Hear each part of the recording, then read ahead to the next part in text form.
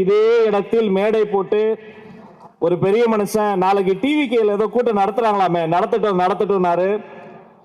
அவருடைய ஆசைக்கெனக கூட்டத்தை அடாது மழை பெய்தாலும் விடாது நடத்துவோம் என்று நாங்கள் அழைத்தவுடன் ஒப்புக்கொண்டு எங்கள் பாசத்திற்குரிய தளபதியின் தளபதி பொதுச் செயலாளர் அண்ணன் அமைச்சர் ஆனந்த் அவர்களை உங்கள் முன்னால் பேச அன்போடு அழைக்கிறேன். அண்ணா வாங்க.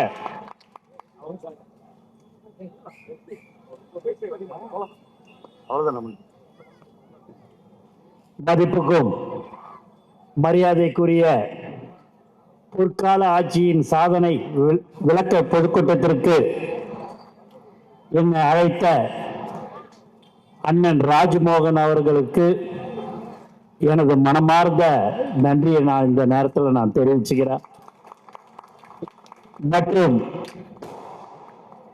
மாவட்ட செயலாளர் சகோதரர் பூக்கட குமார் அவர்களும்,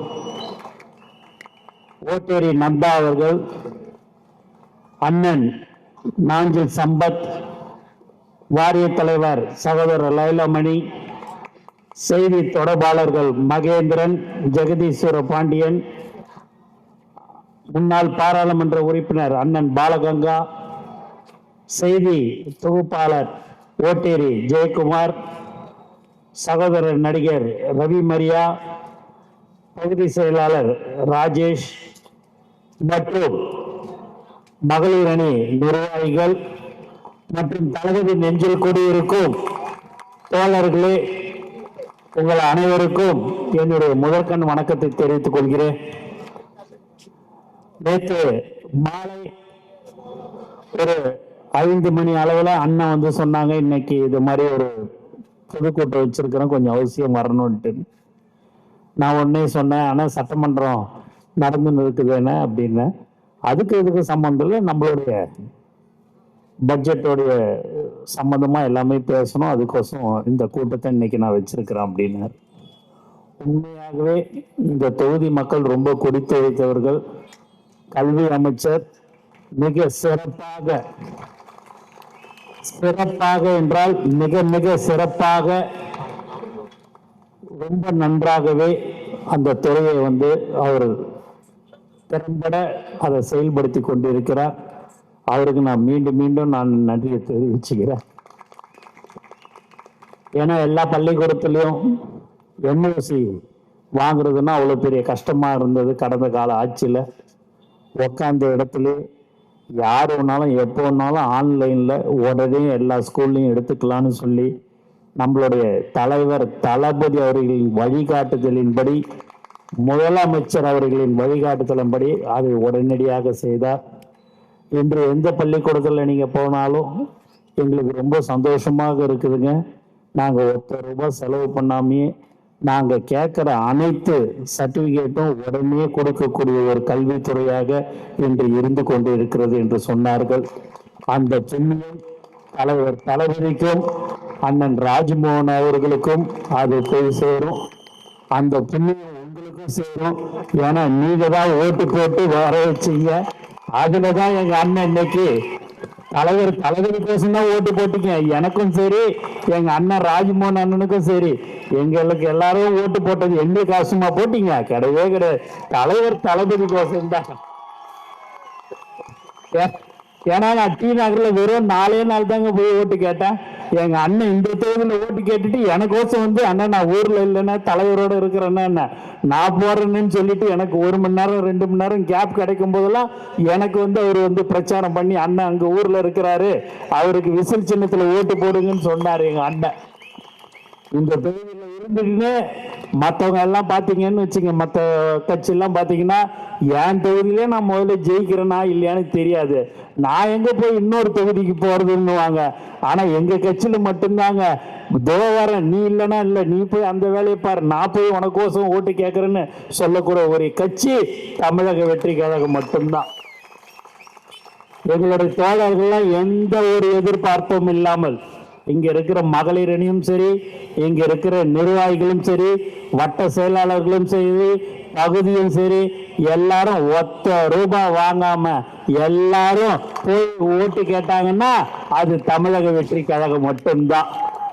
ராஜ்மோகன் அண்ணன் சொன்னார், அண்ணன் நான் போய் எல்லாருக்கும் என்னென்ன வேணுமோ உங்களுக்கு நான் செலவுக்கெல்லாம் நான் பணம் கொடுக்குறேன், போய் ஓட்டெல்லாம் கேட்டுருங்கன்னதுக்கு நீங்க ஏன்னா செலவு பண்றீங்க, நாங்க உங்களுக்கு செலவு பண்றோம், உங்களுக்கு எதுக்காவது வண்டிக்கு பெட்ரோல் போடணுமா, நீங்க வந்து எங்களோட வந்து சாப்பிடுங்கன்னு சொல்றாங்கண்ணே நம்ம நிர்வாகிகளும். எனக்கு ரொம்ப சந்தோஷமா இருக்குதுன்னாரு.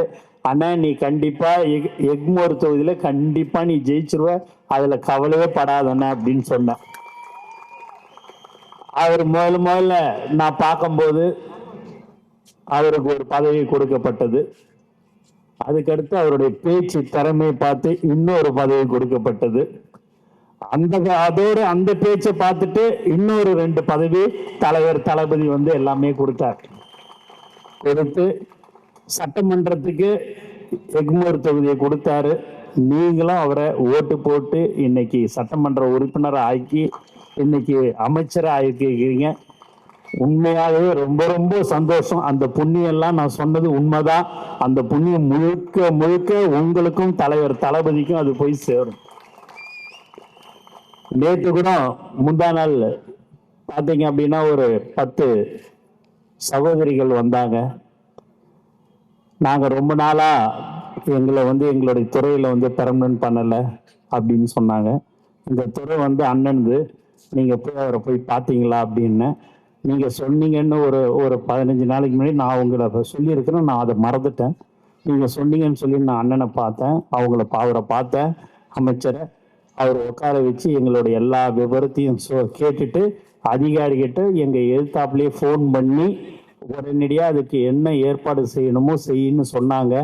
அதை வந்து உடனடியாக செஞ்சு கொடுங்க அப்படின்னு சொன்னாங்க.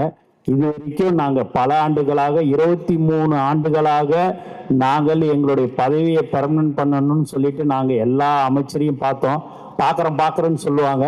எங்களை உட்கார வச்சு ஒரு 5 நிமிஷம் பேசி உடனே அதிகாரிகளை கூப்பிட்டு எங்களுக்கு செய்து தரேன்னு சொன்னக்கூடிய ஒரே அமைச்சர் நம்மளுடைய கல்வி அமைச்சர் செய்தார்கள் என்று சொன்னார்கள். ஏன் இதெல்லாம் சொல்கிறேன் என்று சொன்னால், எங்களுடைய தலைவர், நம்மளுடைய தலைவர் மாண்புமிகு முதலமைச்சர் அவர்களின் வழிகாட்டுதலின்படி நாங்கள் அமைச்சர் பெருமக்கள் அனைவரும் மக்களுக்கு சேவை செய்வதையே மட்டும்தான் எங்களுடைய நோக்கமாக நாங்கள் இருந்து கொண்டிருக்கிறோம். எக்காரணத்தை கொண்டும் பணம் சம்பாதிக்கின்ற ஒரு எண்ணம் எங்களுக்கு தெளிவு இருக்காது. அப்படி அந்த சிந்தனை இருந்தாலே எங்களை பதவியில் வைத்திருக்க மாட்டார் நம்மளுடைய மாண்புமிகு முதலமைச்சர் என்பதை நான் தெளிவாக நான் தெரிவித்துக் கொள்கிறேன். ஆகவே நாங்கள் உங்களுக்கு சேவை செய்ய வந்திருக்கிறோம். உங்களுக்கு எந்த பிரச்சனை என்ன ஏது வேண்டும் என்று நீங்கள் சொன்னால் நாங்கள் அதை உடனடியாக நாங்கள் செய்து தர தயாராக இருக்கிறோம் என்பதை இந்த நேரத்தில் உங்களுக்கு தெரிவித்துக் கொண்டு, மீண்டும் ஒரு முறை எங்க அண்ணன் ராஜ்மோகன் அவர்களை இந்த எக்மோர் தொகுதியில் நீங்க ஜெயிக்க வச்சதுக்கு மீண்டும் மீண்டும் நான் நன்றியை தெரிவித்துக் கொண்டு, எனக்கு வாய்ப்பு கொடுத்த அனைத்து நல்ல உள்ளங்களுக்கும் நன்றி கூறி விடைபெறுகிறேன். நன்றி, வணக்கம்.